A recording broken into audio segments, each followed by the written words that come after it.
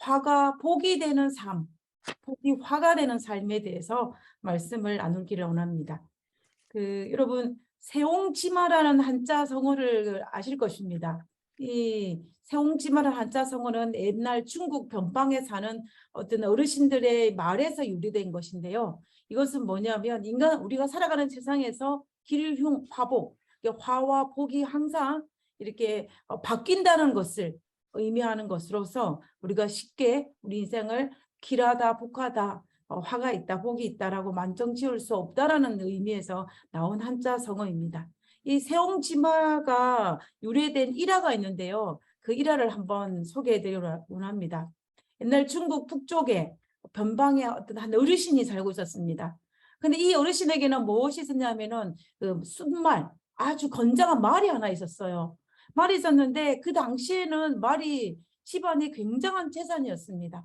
그래서 이분이 굉장히 이 말을 애지중지 잘 돌보고 키웠습니다. 그런데 어느 날 이 말이 도망갔습니다. 어디로 갔냐면 국경선을 넘어가서 오랑캐 땅으로 넘어가 버린 거예요.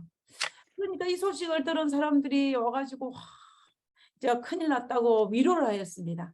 위로를 하는데 이 어르신이 뭐라고 대답하냐면 이것이 또 무슨 복이 될지 누가 알겠어? 라고 이렇게 해탈한 말로 하시는 거예요. 그런데 정말로 몇 달이 지나고 난 다음에 어떤 일이 발생했냐면 이 집을 나간 말이 앞말과 함께 집으로 찾아온 것이었습니다. 그러니까 어떻게 됐어요? 사람들이 정말 동네 사람들이 와가지고 축하를 하면서 아주 잘 되었다라고 축하를 했습니다. 그러자 근데 이 어르신이 뭐라고 하냐면 축하는 무슨 이 일이 도리어 화가 되지 않는다고 어떻게 보장하겠소라고 이야기를 하면서 그렇게 뭐 흥분하지도 않고 그래 있었습니다. 진짜 그런데 얼마 뒤에 무슨 일이 있었냐면은 이 말을 타던 아들이 타다가 말에서 떨어졌어요. 말에 떨어져가 다리를 다쳤습니다. 다리를 다치니까 이제 어떡하겠습니까? 사람들이 몰려와가지고 큰일이 났다고 어떡하냐 위로를 한 것입니다. 그러니까 또 이 어르신이 뭐라고 이야기하냐면 누가 알겠어. 이 일이 도리어 복이 될지 어떻게 알겠소라고 말하면서 크게 절망하지 않았다고 합니다. 그런데 정말 진짜 얼마 지나지 않아서 어떤 일이 있었냐면 이 북쪽에 있던 오랑캐족이 밀려나서 전쟁이 난 것입니다. 그래가지고 이 오랑캐족이 와가지고 군사들과 그 주변에 있는 젊은 사람들을 이 군대로 데려가기 위해서 다 끌고 갔습니다. 그런데 이 전쟁에 나간 이 젊은이들은 거의 다 전사를 하거나 행방불명이 된 상황이었어요. 그런데 누구는 이 어르신의 아들은 다리를 다쳤기 때문에 이 전쟁에 나가지 못하고 남아있던 것입니다. 그래서 어떻게 됐냐면 오히려 이것이 화가 복이 되어가지고 이 자녀의 생명을 구할 수 있었다라는 그 이야기가 있었습니다. 그래서 이것을 통하여서 세옹지마, 복이 화가 되고 화가 복이 된다는 그런 의미로 이 세옹지마라는 이 한자를 성어를 사용하는 것을 우리가 볼 수가 있습니다. 세상 사람들은 우리가 살아가는 세상 사람들은 우리에게 이렇게 얘기합니다. 세옹지마라고. 때로는 복이 되기도 하고 때로는 화가 되기도 한다라고 설명을 합니다.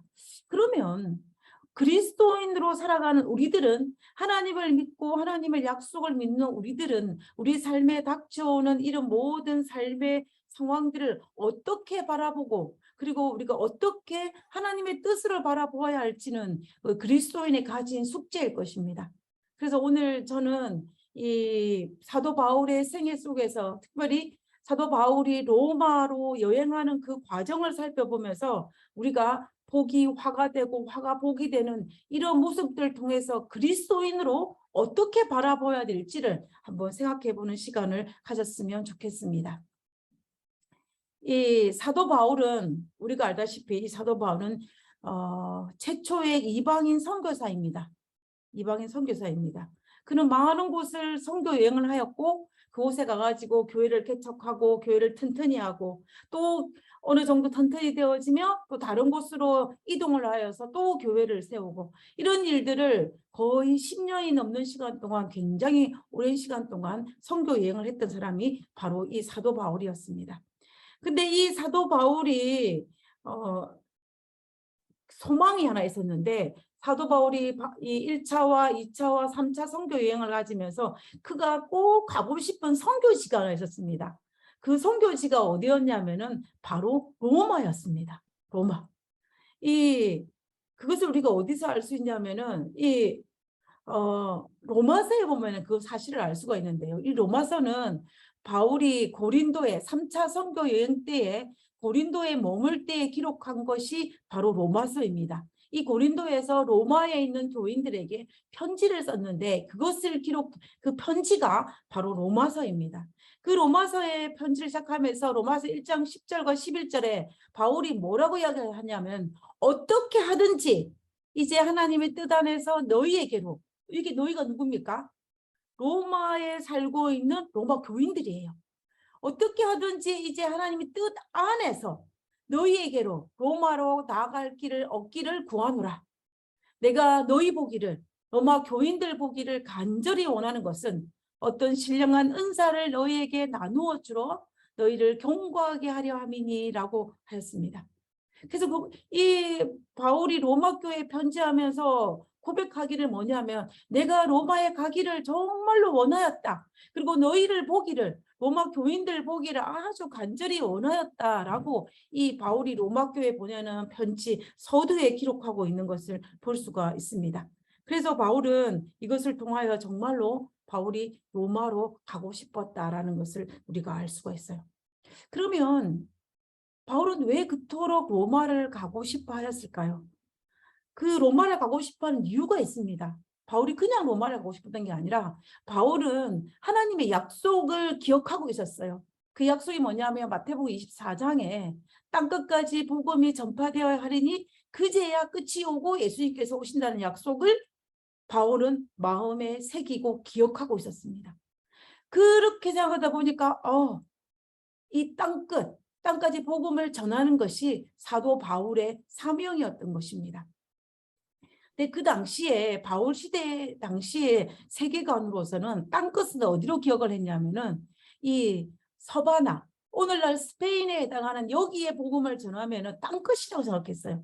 그래서 예루살렘에서 시작하여서 이 복음이 유럽을 건너서 서바나까지 가게 되면은 예수님께서 마태복음 28장에 말씀하신 땅끝까지 복음이 전파되리라는 그 약속이 성취된다라고 생각을 했습니다.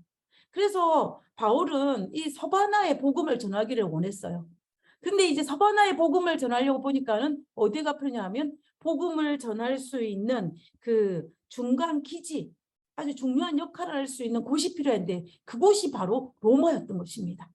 로마를 교회를 중심으로 하여서 서바나 교회에 복음을 전파하고자 했던 것이 바로 바울의 꿈이었어요. 그래서 바울은 이 로마로 가고 싶은 마음이 굉장히 강했다는 것을 볼 수가 있습니다. 바울이 여러 번 로마로 가려고 했지만 쉽게 로마로 갈 기회가 생기지 않았던 것입니다. 그런데 이제 사도행전 20장, 21장, 22장이 넘어가다 보면 이제 바울이 로마로 갈 수 있는 기회가 생겼어요.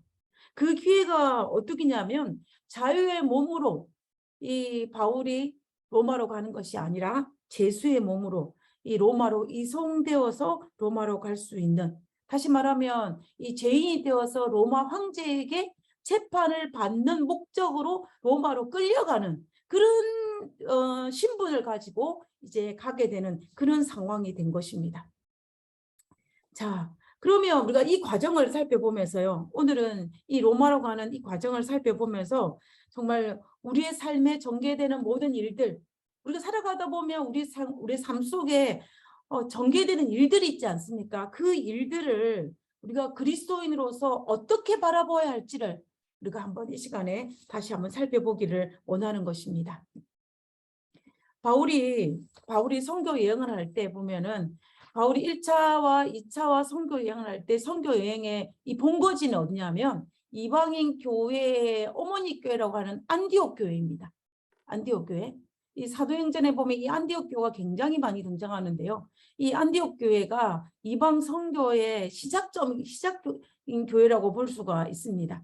그래서 이 이방 선교의 본거지였는데요. 이 안디옥 교회가 바울이 첫 번째 목회한 목회지입니다. 바울이 하나님을 예수 그리스도를 개인의 구주로 영접하고 난 다음에 사역을 시작한 첫 번째 지역이 어디냐면 이 안디옥입니다. 그렇기 때문에 바울에게서는 이 안디옥이 굉장히 자기에게는 소중한 추억이 있는 장소가 바로 안디옥이었어요. 그뿐만 아니라 이 안디옥 교회에서 자신을 선교사로 파송을 했기 때문에 바울은 1차, 2차 선교를 갈 때, 3차까지 갈 때는 어디서 출발을 하냐면 안디옥 교회에서 출발을 합니다. 그리고 이제 1차, 2차 때는 선교를 마치고 돌아갈 때 어디로 돌아가냐면 이 안디옥 교회로 돌아가요. 그런데 이 3차 전도 여행 때는 이 바울이 보면은 안디옥으로 돌아가지 아니하고 어디로 돌아가냐면 예루살렘으로 돌아갑니다. 예루살렘으로. 이 예루살렘으로 돌아가는데 우리가 이 사도행전을 읽어보면 바울이 예루살렘에 가면은 자신이 신분이 위험에 처할 것이라는 것을 직감을 했습니다. 그뿐만 아니라 많은 사람들이 만류를 했어요. 그럼에도 불구하고 바울은 예루살렘으로 돌아가 그곳에서 붙잡혀서 로마의 감옥으로 이제 이송되는 걸 과정을 통하여서 이제 바울이 로마로 가게 되는 것입니다. 자, 우리가 그러면은 바울은 왜 예루살렘으로 돌아가고자 했을까요? 안디옥으로 가면 좋을 텐데. 왜냐하면 예루살렘에 가면 위험하기 때문에 만약에 저 같으면 예루살렘에 안 갈 것 같아요. 안디옥으로 가면 좋잖아요. 왜냐하면 안디옥에 가면은 나를 반겨주는 정말 나의 사랑하는 교우님들이 있기 때문에 그가 예루살렘에 가지 아니하고 자기를 반겨줄 수 있는 안디옥 가는 것이 지극히 당연한 일일 것입니다. 그럼에도 불구하고 이 바울은 굳이 어디로 가냐면 예루살렘으로 갑니다. 우리가 사도행전을 읽어보면 바울이 예루살렘으로 가고자 하는 이유를 직접적으로 언급해 있는 것을 보면은 바울이 선교 여행하는 도중에 6월절을 이제 막 보냈어요. 그럼 6월절에서 50일이 지나고 나면은 유대의 명절인 오순절이 다가오지 않습니까? 그 오순절을 어디에서 예루살렘에서 지키기 위해서 이 바울이 서둘려서 예루살렘으로 가고 있는 것을 볼 수가 있습니다. 이제 바울이 이제 오순절은 이제 예루살렘, 유대 명절인 예루살렘에서 지내야 되겠다라고 결심을 하고 이제 가려고 결심을 해서 돌아오고 있는 도중에 이제 그의 귀에 들리는 소리들이 뭐냐면 예루살렘의 분위기가 심상치 않다라는 소식을 듣게 돼요. 그 심상치 않다는 소식은 어떤 소리냐면 이 예루살렘에 살고 있는 유대인들이 자기에 대해서 바울에 대해서 굉장한 적대감을 가지고 있고 그 적대감이 극에 달했다라는 소식이 들리는 것입니다. 그리고 그뿐만 아니라 이제 만약에 바울이 예루살렘에 오기만 하면 내가 바울을 제거하겠다라는 그런 흉흉한 소문들이 이제 슬금슬금 바울의 귀에 들리기 시작한 것입니다. 그래서 바울이 이제 그 3차 선교여행 마무리하면서 예루살렘 돌아갈 때에 바울이 자기 시간이 얼마 남지 않았다는 것을 그가 감지를 한 것 같아요. 그래서 이제 돌아오는 길에 밀레도에서 에베소에 있는 교회인들의 그 에베소 교회 장로님들을 불러옵니다. 밀레도로 내려오게 해요. 그러면서 그들에게 마지막 설교를 하는데 그가 설교 도중에 뭐라고 이야기하냐면 사도행전 20장 25절에 보라 내가 여러분 중에 왕래하며 하나님의 나라를 전파하였으나 이제는 여러분이 다 내 얼굴을 뭐하지 못하리라? 다시 보지 못하리라. 다시 보지 못할 줄을 내가 아노라라고 이야기합니다. 그다음에 38절에 보면 다시 그 얼굴을 보지 못하리라 한 말로 말미암아 더욱 근심하고 배까지 그를 전송하니라. 그러니까는 사도 바울이 엘베소 장로님들에게 내가 다시는 보지 못할 것이라는 이야기를 하였고 그들에게 권면하였는데 이 에베소 교회 장로님들이 그 말을 기억하고 있었던 거예요. 그래서 내가 다시는 바울을 보지 못한다는 그런 불안감이 그의 마음속에 엄습해왔고 그로 말미암아 바울은 두려운 마음이 있었고 그로 말미암아 이제 그 교인들이 그를 만류했다라는 것을 우리가 알 수가 있다는 것입니다. 그리고 이제 바울이 돌아오는 도중에 어디로 지나게 되냐면 두로라는 지역을 지나게 됩니다. 그 두로라는 지역에 이제 지나게 될 때 그때에 21장 4절에 보면 어떤 성경 말씀이 있냐면 제자들이 찾아 거기서 1회를 머물더니 거기가 어디냐면 두로예요. 두로. 머물더니 그 제자들이 성령의 감동으로 바울더러 예루살렘에 들어가지 말라 하더라. 예루살렘에 못 들어가게 한 것입니다. 무엇으로? 성령의 감동을 받아서. 고집이 아니고 이기심이 아니고 개인적인 직함이 아니라 성령의 감동으로. 그다음에 10절입니다. 10절에 보면 여러 날 머물러 있더니 아가보라 하는 선지자가 유대로부터 내려와. 유대에서부터 누가 왔냐면 한 선지자가 왔는데 그 선지자 이름이 아가보인 것입니다. 그가 와서 뭐라고 이야기하냐면 성령이 말씀하시되, 이 아가보 선지자가 내가 하는 말이 아니라 성령 하나님께서 말씀하시되 예루살렘에서 유대인들이 이같이 이띠 임자를 결박하여 이방인 손에 넘겨주리라 라고 하면서 바울에게 예루살렘에 가지 못할 것을 권면하고 있는 것입니다. 우리가 이런 성경절을 통하여서 볼 때 그냥 단순한 권면이나 만류가 아니라 성령의 감동으로 선지자의 그 말을 통하여서 이제 바울을 만류하였다는 것을 우리가 볼 수가 있어요. 그런데 바울은 그럼에도 불구하고 바울이 뭐라고 이야기하냐면 13절에 바울이 대답하되 여러분이 어찌하여 울어 내 마음을 상하게 하느냐.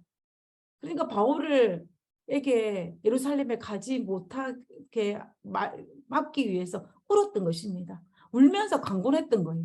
그러니까 바울이 이렇게 한 것입니다. 어찌하여 울면서 내 마음을 상하게 하느냐, 내 마음을 아프게 하느냐 이 말이에요. 나는 주 예수의 이름을 위하여 결박을 당할 뿐 아니라 예루살렘에서 죽을 것도 각오하였노라 라고 이야기합니다. 그래서 바울이 결심이 이렇게 담대함을 알았기 때문에 이제 두로에 있는 사람들이 바울을 이제 배웅을 하는 것을 볼 수가 있습니다. 그래서 바울이 어디로 도착하냐면은 예루살렘에 도착해 와요. 이때 바울이 예루살렘에 도착했을 때 시기적으로 보면은 대략적으로 AD 57년에서 59년경입니다. 그러면 시기적으로 살펴보았을 때 바울이 회심하고 난 지 20년이 훨씬 지나고 난 다음이에요. 대략적으로 24년. 그렇기 때문에 바울이 회심하고 난 다음에 많은 시간이 흐르고 난 다음이었습니다. 바울이 예루살렘에 도착해서 제일 먼저 누구를 만났겠습니까? 바울이 예루살렘에 도착해서 가장 먼저 만난 사람은 누구냐면 이 예루살렘 교회의 수석 장로님격인 야고보를 찾아갑니다. 야고보가 그 당시에 행정적인 책임을 맡고 있었어요. 이 야고보는 제사장 야고보가 아니고 예수님의 형제 야고보입니다. 형제 야고보인데 이 야고보를 찾아가가지고 선교 보고를 하는 거예요. 이방인 땅들에 다닐 때 하나님께서 어떠한 일을 행하셨으며 어떤 큰 일을 베푸셨는지 그것을 야고보에게 선교 보고를 하는 것입니다. 이 이야기를 듣고 이 야고보가 정말 하나님께서 행하신 그 놀라운 능력을 찬양합니다. 그리고 난 다음에 야고보가 바울에게 무슨 이야기를 하냐면 예루살렘 상황이 지금 어떤 상황인지 분위기가 어떠한지 심상치 않음을 이제 이야기하는 거예요. 그래서 유대인들이 예루살렘 안에 있는 유대인들이 수만 명이 율법에 아주 열심인데 그들이 보기에는 바울이 율법을 범했다라고 생각한다라고 이야기한 것입니다. 그래서 이 야고보 장로님이 한 가지 대안책을 냈어요. 어떻게 하면 이 믿음 좋은 바울을 선교사 바울을 보호할 수 있을까라고 자기 나름대로 대안을 제시했는데 그 대안이 뭐냐면 4명의 그 이방인 4명을 자기가 같이 데리고 4명을 어디로 성전에 데려가가지고 돈을 지불하고 유대인의 결례를 행하여서 율법을 지키는 그 모든 행위를 하라는 것입니다. 이방인들을 유대인들이 들어왔을 때에 지켜야 할 그 율법을 지키게 하기 위해서 그걸 하라고 제시를 한 것입니다. 그리고 그 돈을 누가 지불하라고 이야기하냐면 바울대로 지불하라고 이야기해요. 그러면은 사람들이 보기 어떻게 됩니까? 아, 바울이 율법을 어기는 사람이 아니라 율법을 지키는 사람이라는 것이구나라는 것을 보여주기 위해서 이 야고보 장로님이 한 대안책을 제시한 것입니다. 그래서 실제로 어떻게 했냐면은 바울이 그렇게 했어요. 그렇게 했는데 그렇게 했음에도 불구하고 바울이 그 율법을 아주 중시 여기는 유대인들에게서 잡히게 되는데 그 이유가 무엇이냐면은 그 이유는 이것입니다. 그 이유를 설명하기 전에 제가 이것을 설명을 해야만 여러분들이 이해하기가 조금 더 쉬울 것 같아요. 지금 이거는 이 예루살렘 성전 조감도입니다. 이거는 언제 때냐면 바울이 살아있을 때에, 예수님께서 살아계실 때에, 헤롯 성전이 무너지지 않았을 때의 신약 시대의 예루살렘 성전의 모습이에요. 이 모습에 보면은 크게 어떻게 되냐면 예루살렘의 동쪽 문을 향하여 성전 안으로 들어가면은 바로 성전이 있는 것이 아니라 그 주변에 무엇이냐면 이방인의 뜰이 있습니다. 이방인의 뜰이 있다는 이곳은 뭐냐면 이방인들을 여기까지만 들어갈 수 있는 곳이에요. 여기까지만. 그 말은 무슨 말이냐면 이방인들은 어디에는 들어갈 수 없냐면 그 성전 안으로는 들어갈 수 없고 어디까지만, 여기까지만, 이방인 뜰까지만 들어갈 수가 있습니다.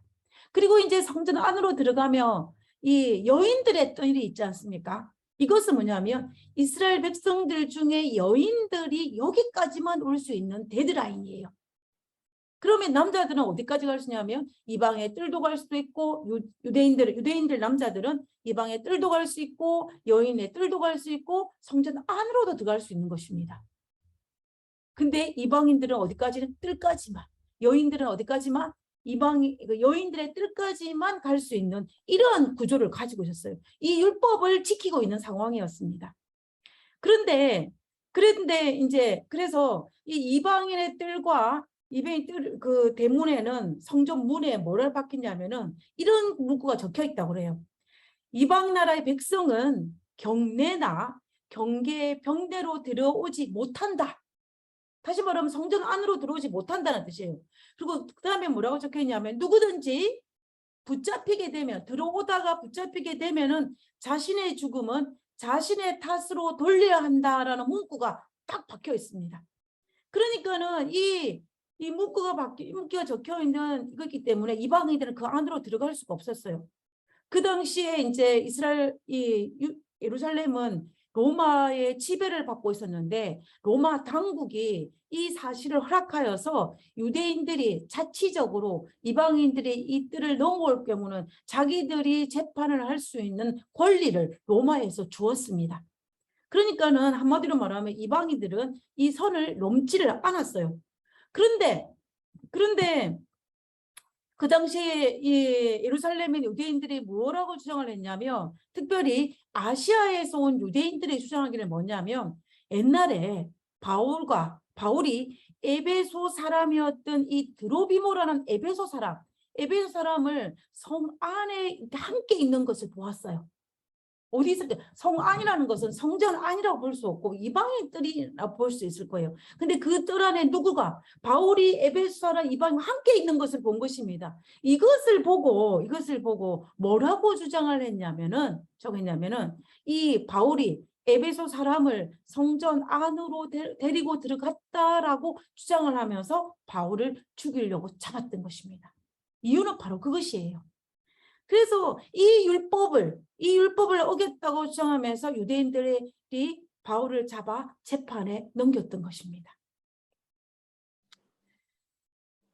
재판이 시작되면서 이제 병사들이 어떻게 했습니까?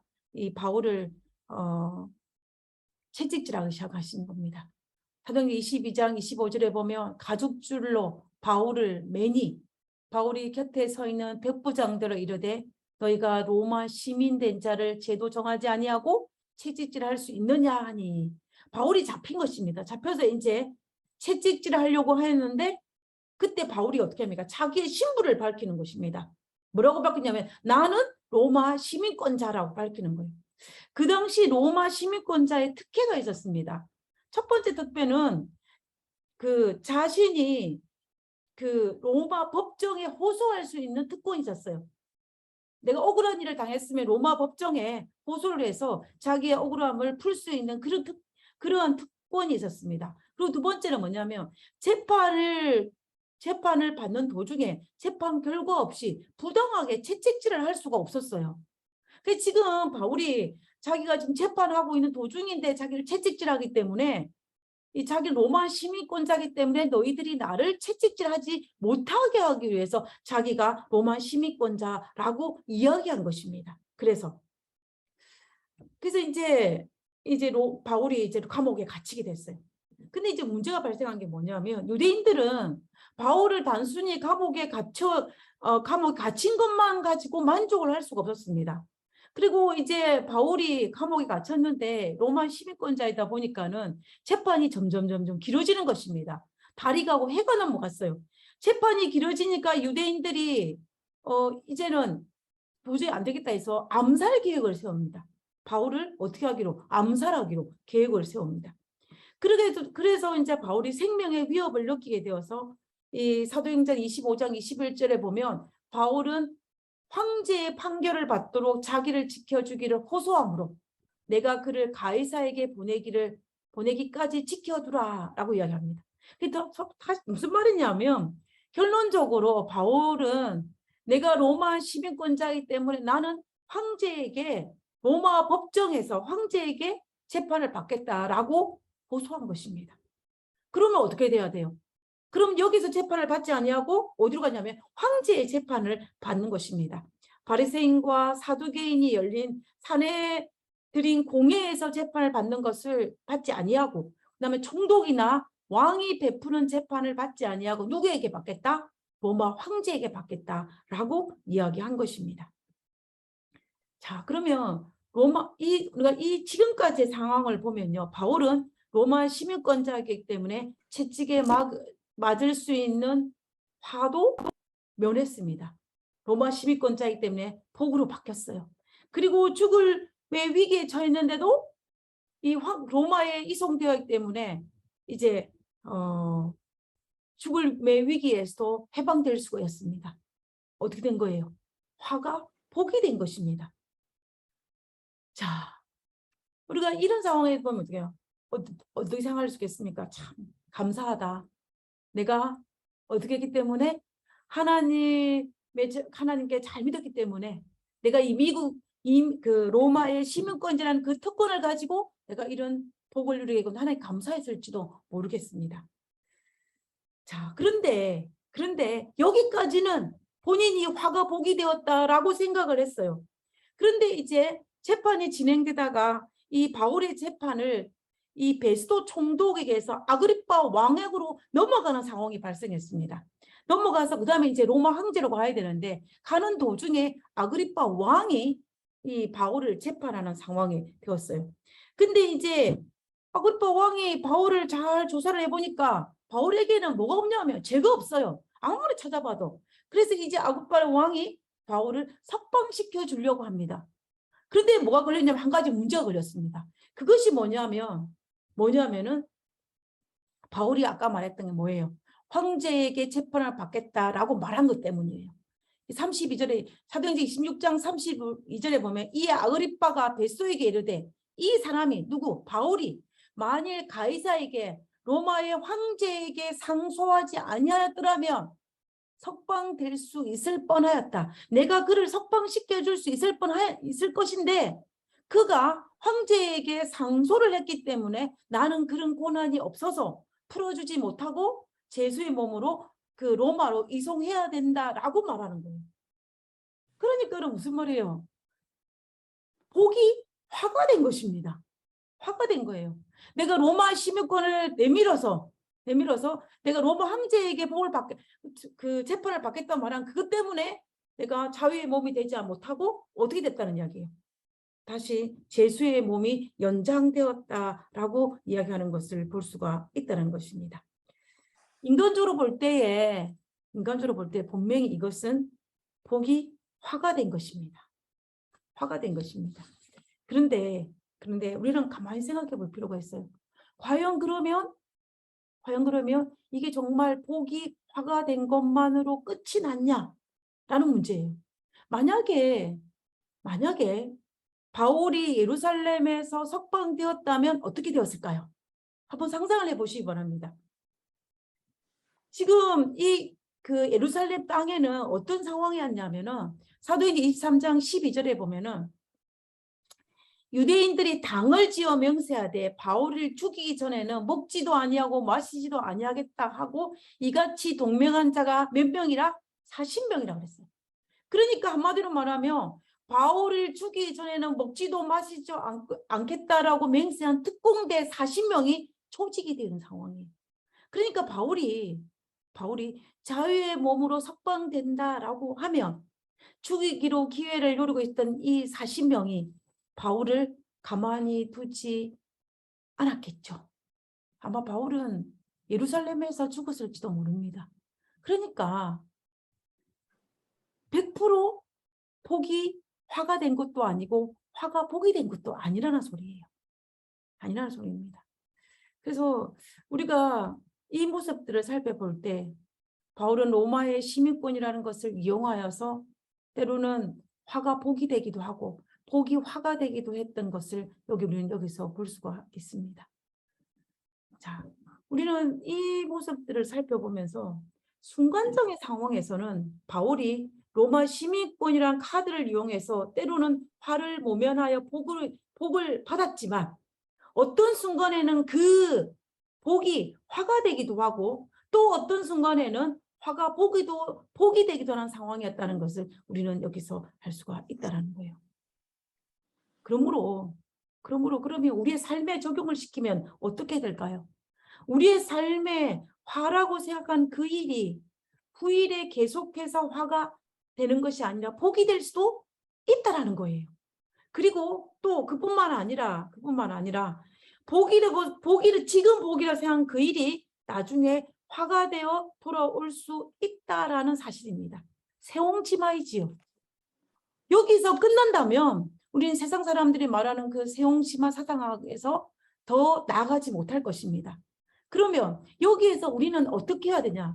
우리가 말씀을 통해 살펴볼 때는 그러므로 우리는 복 앞에 있으면 뭐 해야 되는 거예요? 교만할 필요가 없어요. 그리고 화 앞에서도 절망할 필요가 없습니다. 단지 내가 처한 상황에서 내가 얼마나 최선을 다해서 하나님의 뜻대로 살고자 노력하느냐가 중요하다는 거예요. 내가 복이 오고 화가 올 때 내가 하나님의 자녀로서 교만하지 아니하고 절망하지 아니하고 하나님의 뜻을 따라 살아가는 것이 더 중요하다는 것입니다. 제가 사실은 고등학교 3학년 때 신학 공부를 하고 싶은 이 작은 욕망이 있었어요. 갈망이 있었습니다. 그런데 제가 신학과를 바로 가지 못하고 일반 대학을 가고 그리고 직장 생활을 1년을 하고 5년이 지나고 난 다음에 10대 중반에 이제 신학 공부를 하게 되었어요. 세상적으로 보면 5년이라는 시간이 허송세월을 했습니다. 바로 갔으면은 5년이라는 시간을 세이브할 수 있을 텐데 바로 가지 아니하고 일반 대학을 다니고 제가 식품공학과가 제 전공인데 그걸 다니고 그 다음에 또 직장 생활을 하고 이런 것들 때문에 시간적으로 봐도 5년이나 저에게 허송을 보냈다라고 볼 수가 있는 거예요. 근데 지금 개념 보면 이 5년이 신학과를 바로 가지 못한 것이 저에게 화가 될 수도 있다라고 말할 수 있을지 몰라요. 그러나 지나고 나서 지금 생각해 보면 허송 세월로 보냈다는 그 5년이 그리고 일반 대학에서 보냈다는 그 시간이 저에게 결코 제 삶에 있어서 마이너스가 아니었다는 거예요. 저는 일반 대학을 다니면서 누렸던 정말 학생반을 하고 그리고 청년반으로서 그리고 교인으로서 교회를 섬기고 또 우리 그 젊은 아이들과 젊은 학생들을 섬겼던 그 경험들이 제 생애에 있어서 굉장히 많은 도움이 되었다는 것을 제가 살아가면서 참 많이 느낍니다. 그리고 제가 신학 공부를 할 때에도 그때 5년 동안 경험했던 그 많은 경험들이 저의 삶에 있어 얼마나 큰 도움이 되었는지 모릅니다. 물론 지식적인 도움이 되지 않으실지는 모르지만 삶적으로, 생활적으로, 경험적으로 저에게 굉장히 많은 도움이 되었고 그리고 목회를 하면서도 그때 그 경험들이 저에게 큰 힘이 되었다는 것을 볼 수가 있었습니다. 그래서 결코 화로만 끝나는 것이 아니고 복으로만 끝나지 않다는 것을 정말로 제가 경험을 통해서 많이 알게 되는 것 같아요. 그래서 만약에 우리가 오늘 나에게 화가 불어닥쳤다면 그 이로 말미암아 괴로워하지 말고 정말 이 화가 복이 될 수 있다라는 사실을 믿어야 합니다. 또 하나님께서 이 화를 통하여서 미래에 숨겨놓은 하나님의 섭리라는 것을 우리는 잊지 말아야 된다는 것입니다. 그래서 그렇기 때문에 우리에게 화가 닥치면 우리가 그 절망하기보다는 우리가 희망을 가져야 될 것이고, 그리고 또 하나님께서 우리에게 허락하신 이 상황을 받아들이고 하나님 앞에 겸손히 나아가는 것들이 우리가 그리스도인으로 해야 될 자세라는 것입니다. 그뿐만 아니라 우리에게 지금 복이 닥친다면 어떡할 거예요? 복이 닥친다고 해가지고 또 내가 교만할 필요도 전혀 없다는 것입니다. 오늘의 복이 내일의 복으로 계속되어지는 것이 아니라 오늘 내가 하나님의 자녀로서 겸손을 행할 때에 그때에 이 복이 계속되어진다는 거예요. 그래서 결과적으로는 화가 복이 되고 복이 화가 되는 이 삶 속에서 제일 중요한 것은 뭐냐면 나의 삶의 자세라는 것입니다. 복이 와도 화가 와도 내가 그리스도인으로서의 자세를 갖추고 있는 것이 가장 중요하다는 것을 우리에게 말하고 있는 거예요. 여러분, 바울이 로마의 감옥에 갇혀 있다는 이 상황을 한번 보세요. 이 상황을 보면 바울 자신에게도 분명히 화입니다. 그죠? 초대교회도 커다란 위기예요.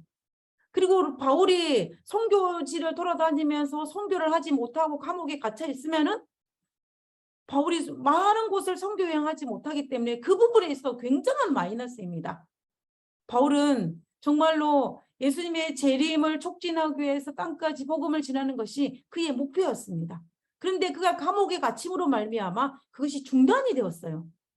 이 서버나 스페인까지 복음을 전하고 싶었지만 바울이 로마의 감옥에 갇혀 있기 때문에 그것이 불가능한 상황이 되었습니다. 그러나 우리가 바울의 생애를 살펴보고 그의 삶을 묵상해 보면 사탄은 바울을 감옥에 가두어 두었지만 바울을 가두어 둠으로 해서 복음을 가두어 두려고 했지만 결과적으로 어떻게 됐습니까? 바울은 로마의 감옥에 있으면서 그 복음이 어디까지? 로마의 궁궐에까지 들어갔고 전 세계에 전파되었고 바울이 옥중에서 옥중 서신과 목회 서신을 쓸을 통하여서 정말로 이 복음이 로마와 스페인하고 여러 전 세계에 복음이 전파되는 결과를 가져오지 않았습니까? 그래서 바울이 어떻게 이야기합니까? 바울은 이렇게 이야기했어요. 바울이 그 감옥에 있으면서 빌립보 교인들에게 편지 쓰면서 뭐라고 했냐면 자기가 지금 감옥에 갇혀 있는데 형제들아 내가 당한 일이 무엇입니까? 지금 바울이 감옥에 갇혀 있는 이 일이 도리어 복음 전파의 진전이 된 줄을 너희가 알기를 원하노라. 너희들가 내가 감옥에 갇혀 있음으로 말미암아 화가 되었다고 생각하지 말고 오히려 내가 감옥에 갇힌 이 일이 복음 전파에 큰 도움이 되었다는 것을 너희가 알아라 라고 이야기하는 것입니다. 이것을 통하여서도 알 수 있는 것이 결국은 바울이 감옥에 갇힌 그 일이 복이 되었다라는 것을 바울은 지금 이야기하고 있는 것을 볼 수가 있다라는 거예요.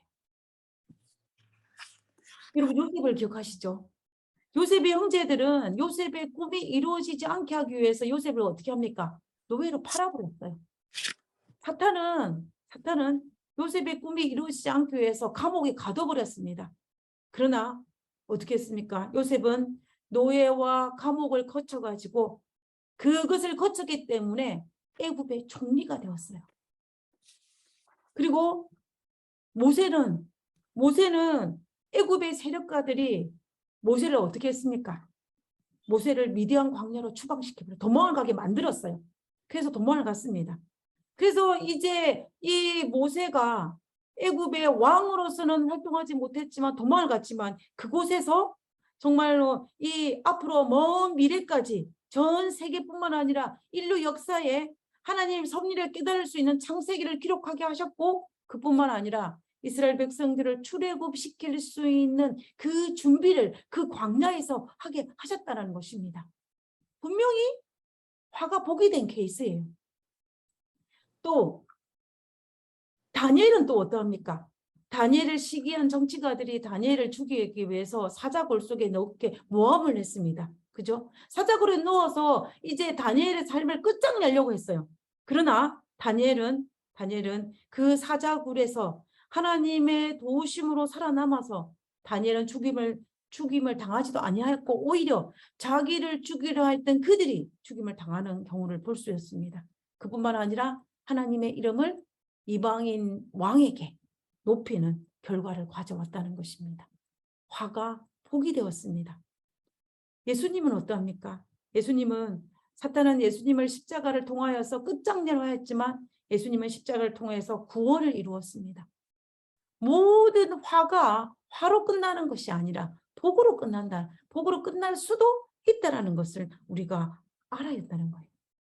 여러분 에스더서에 보면은 에스더서의 메인 주제가 이 아말렉 족속의 후손이었던 하만이 이스라엘 족속을 멸절시키려고 한 스토리가 기록된 것이 에스더서이지 않습니까? 근데 이 에스더서 전반부에 작은 한 사건이 등장하는데 그 사건이 어떤 사건이냐면은 이 에스더가 왕후가 되고 에스더의 외삼촌이었던 이 모르드게가 성전 문지기를 하고 있을 때예요. 그때에 이 왕의 신하였던 이 빅단과 데레스가 모의를 해가지고 왕을 암살할 계획을 잡습니다. 그것을 누가 알게 되냐면 모르드게가 알게 돼서 왕에게 알려주고 그런 말미암아 왕이 죽임을 당하지 아니하고 오히려 그 왕을 암살하고 하였던 그 신하들이 죽임을 당하는 그런 일들이 있었습니다. 그런데 이 사건으로 말미암아 이 왕이 모르드게에게 어떤 상을 내리지 않아요. 상을 내리지 않고 단지 뭐만 하냐면 궁중일기에다가 기록만 합니다. 이런 상황이 되었으니까는 모르드게 입장은 어떻게 할까요? 저는 모르긴 몰라도 모르드게가 조금 섭섭했을 것 같아요. 내가 왕의 생명을 구해줬는데 왕이 아무런 보상도 하지 아니하고 아무런 칭찬도 없이 그냥 단순히 어떻게 하기만 군중일기에 기록만 했으니까 모르드게 입장에는 조금 섭섭했을지도 모르겠습니다. 그런데 아주 결정적인 순간에 언제 하만이 모르드게를 포함하여 모든 일을 죽이려 할 그때에 하나님께서는 왕에게 그 사실을 기억나게 하셔서 하나님께서 모르드게에게 상을 베풀고 그 한 것을 우리가 볼 수가 있습니다. 그래서 하만이 모르드게를 죽이려고 세운 장대에 자신이 죽게 되고 모르드게는 하만이 가졌던 모든 권력을 다시 그가 받게 됩니다. 우리가 이것을 통하여서 보면은 정말로 그때 받지 못한 복이 나중에 배가 되어서 들어오는 것을 볼 수가 있어요. 이런 일들이 또 창세기에도 등장합니다. 창세기도 등장하는데요.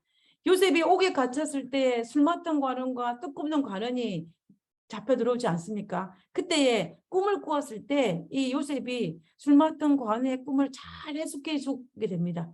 그러면서 이 요셉이 술 맡던 관원에게 뭐라고 했냐면 나는 억울하게 이 감옥에 들어왔으니 바로에게 구해서 나의 억울함을 풀어달라고 이야기를 해요. 그러자 이 술 맡은 관원이 철떡같이 약속합니다. 내가 나가며 당신을 바로에 고해서 반드시 구해주겠다라고 약속을 합니다.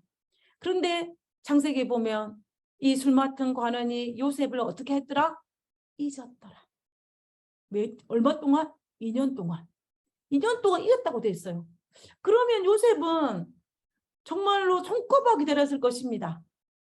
자기를 풀어줄 것이라고 생각했는데 손꼽아 기다렸는데 술 맡은 관원이 자기를 잊어버려 말미암아 요셉은 감옥에서 2년 동안 갇혀 있는 상황이 됐어요. 요셉의 입장에서는 아마 섭섭했을 거예요. 그렇게 철떡같이 약속을 했는데 어떻게 그 약속을 잊을 수 있냐고 그의 마음에 섭섭함이 있었을 것입니다. 그러나 때가 찼을 때 왕이 범상한 꿈을 꾸고 그 꿈을 해석하지 못했을 때에 그때에 누가 술 맡은 관원이 요셉을 2년 동안 까마득하게 잊고 있었던 그 요셉을 기억해냄으로 말미암아 요셉이 애굽의 총리가 되었을 볼 수가 있습니다. 그로 말미암아 요셉은 자기 가족들을 뿐만 아니라 애굽 백성들을 구원할 수 있는 그러한 위치에 서는 것을 볼 수가 있어요. 만약 모르드게가 공을 즉시 받았다면 그냥 상 받은 걸로 끝날 것입니다. 요셉도 마찬가지예요. 요셉도 이 술 마던 관원이 즉각적으로 요셉을 기억해냈다면은 어떤 보상이 주었을까요? 기껏해야 자유를 주어졌던지 아니면은 그냥 아주 지위도 하급 지위를 받든지 이 두 가지 중에 하나였을 것입니다.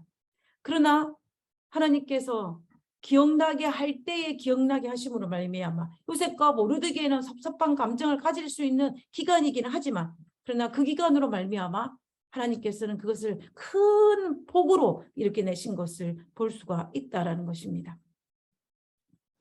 맛있는 밥은 뜸을 들여야 합니다. 그래서 우리가 밥을 하면 뜸 들이는 시간을 주지 않습니까? 우리의 삶도 마찬가지인 것 같아요. 우리의 시간이 아닌 하나님의 시간으로 기다려야만이 하나님께서 우리에게 넘치도록 부어오시는 그 복을 받을 수 있습니다. 우리가 전도서 11장 1절에 보면 너는 내 떡을 물 위에 던져라. 여러 날 후에 도로 찾으리라 그랬습니다. 이 말의 의미는 여러 가지가 있지만 그 의미 중에 하나가 뭐냐면요. 믿음의 식물을 우리가 인생의 물 위에 던지면 얼마 동안에는 아무것도 찾을 수 없지만은 시간이 지나고 나면 누구처럼 모르드게처럼 요셉처럼 하나님께서 보시기에 가장 적당하고 가장 필요하고 가장 적당한 시기에 여러 달 후에 도로 찾게 하신다는 것입니다. 모르드게는 자신의 생명뿐만 아니라 자기의 민족의 생명을 구할 수 있는 그걸 얻었고 요셉은 자기와 자기 가족과 모든 사람의 생명을 구할 수 있는 애굽의 총리의 직분을 얻었다는 것을 우리는 잊지 말아야 할 것입니다. 그러기에 우리가 믿음의 식물을 우리에 던진 후에 우리는 조급하지 않고 기다리는 것이 필요합니다. 누구의 시간으로? 하나님의 시간으로. 세상은 바울을 감옥에 가두어 끝장내려 했어요. 그렇지만 믿음의 식물을 세상의 물 위에 던진 바울은 감옥에서 세상을 복음으로 가두었습니다. 믿음의 식물을 세상의 물 위에 던진다는 것은 내가 그리스도인으로 겸손하게, 내가 그리스도인으로 교만하지 아니하고, 내가 그리스도인으로 절망하지 아니하고, 내가 하나님의 약속을 믿고 살아가는 것을 의미합니다.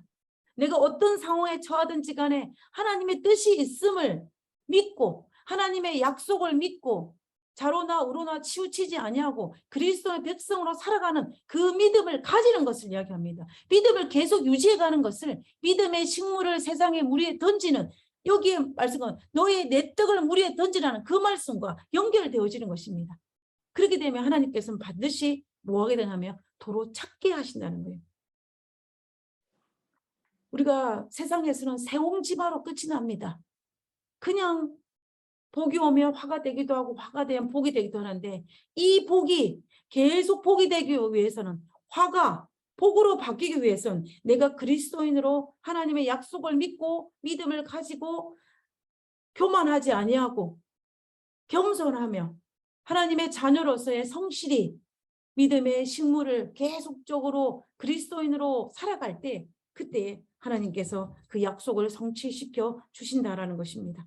그러므로 우리는 바울의 생애를 묵상하면서 우리는 정말로 끝까지 내 삶에 때로는 화가 오고 때로는 복이 온다 할지라도 겸손히 절망하지 않으면서 하나님께 끝까지 충성함으로 하나님께서 축복하시는 그 복을 누릴 수 있는 우리 모두가 되기를 간절히 바라면서 오늘 말씀을 마치도록 하겠습니다. 우리 찬미 부르고 기도하고 마치겠습니다.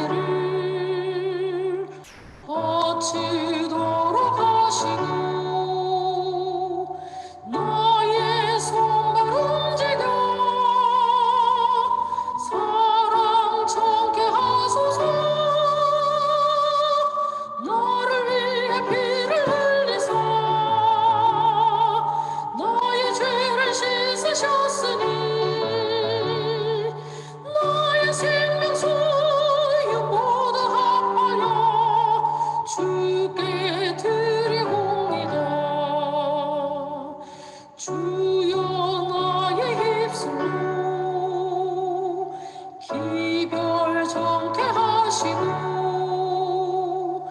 나의 죄를 취하사 주 뜻대로 쓰소서.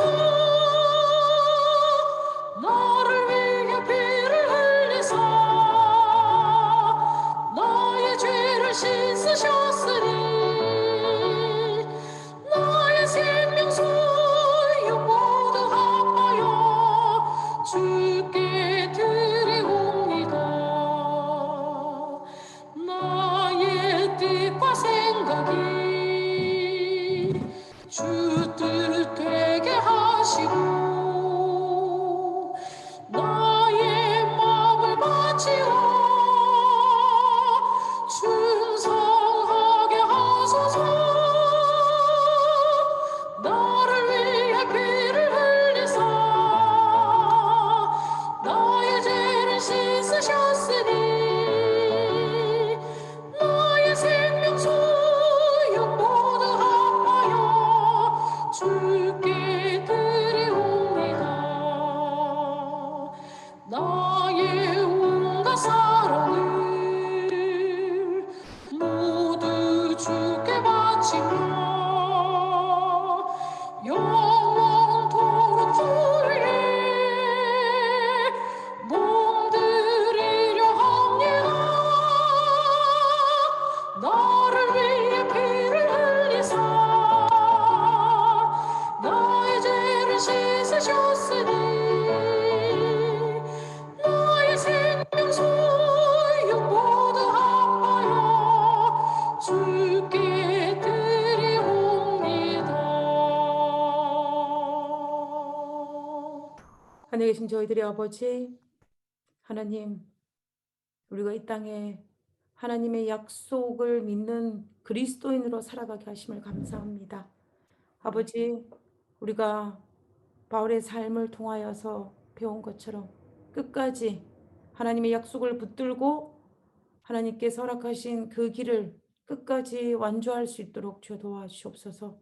그리고 우리가 세상을 바라보는 눈이 단순히 세상으로 바라보지 아니하고 하나님의 눈으로 바라볼 수 있는 저희들 되게 하여 주시옵소서. 이 시간 머릿속에 있는 당신의 귀한 백성들에게 하늘의 은혜를 부어주시고 하나님께서 약속하신 주의 성령을 부어주심으로 말미암아 우리가 예수님 오시는 그날까지 정말 홀로 서지 아니하고 하나님의 자녀로 설 수 있는 귀한 특권 누리게 주여 도와주시옵소서. 이 시간 우리와 함께 하시옵기를 간구하며 거룩하신 예수님의 이름으로 기도드렸습니다. 아멘. 감사합니다. 네, 은혜로운 말씀 감사합니다. 기도드리겠습니다. 하늘에 계신 하나님, 일주일 동안 저희를 보호해 주시고 이렇게 안식을 맞이할 수 있도록 인도해 주시니 참으로 감사드립니다. 네. 저희가 무관심과 무자비한 이 험악한 세상에 살고 있지만 더욱더 엄숙한 마음으로 또 겸손한 마음으로 자비로운 마음으로 우리 주님 따라가는 저희가 될 수 있도록 인도해 주시고 오늘 이 말씀을 통해서 저희가 더욱더 은혜 받는 그런 시간을 가질 수 있도록 도와주세요. 그리고 이 안식일 저녁에 참석하신 모든 성도님 한 분 한 분을 하나님께서 기억해 주시고 축복해 주기를 기도드립니다. 예수님의 이름으로 기도드렸습니다. 아멘. 네, 감사합니다. 네, 이 시간에는 우리 부목사님의 귀한 말씀이 있겠습니다. 감사합니다. 안녕하세요. 반갑습니다. 날씨가 한 줄 사이에 계절이 바뀐 것 같습니다. 여름이 가고 우리 곁에 가을이 다가왔습니다. 그 주변을 살펴보면 낙엽들이 가을임을 부인할 수 없을 계절이 다가온 것 같아요.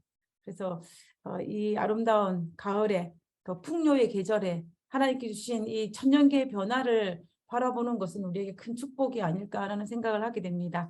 또 특별히 이 가을에 축복받는 우리 모든 분들이 되었으면 좋겠습니다.